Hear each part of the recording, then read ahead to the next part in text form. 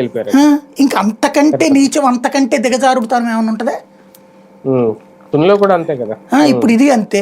దీంట్లో ఎంపీటీసీలకు ఫోన్లు చేసి వార్నింగ్లు, చివరికి ఇతను మొండిగా నిలబడ్డాడు కాబట్టి ఇతను కొట్టి చంపేస్తుంటే చూస్తా ఊరుకోవడం. మనం ప్రజాస్వామ్యం గురించి రోజు నీతులు మాట్లాడుకుంటున్నాం, కబుర్లు చెప్పుకుంటున్నాం.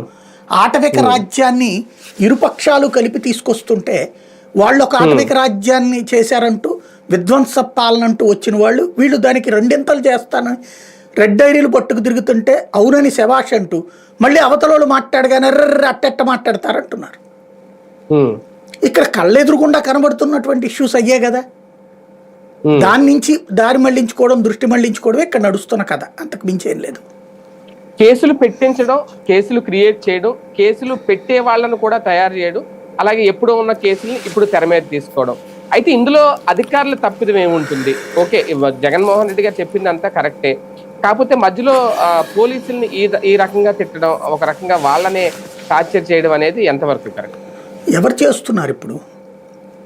వాళ్ళు బట్టినే కదా జరిగేది. అవును, పోలీసు పాలకులు చెప్పినట్టు ఇంకా ఉద్యోగం నువ్వు కాన్స్టిట్యూషన్ ప్రకారం ఇస్తున్నారా? నీకు జీతం లేకపోతే విడిగా ఇస్తున్నారా? పాలకులు సొంత జేబులోంచి డబ్బులు ఇస్తున్నారా?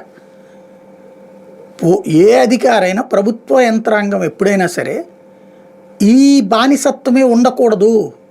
అది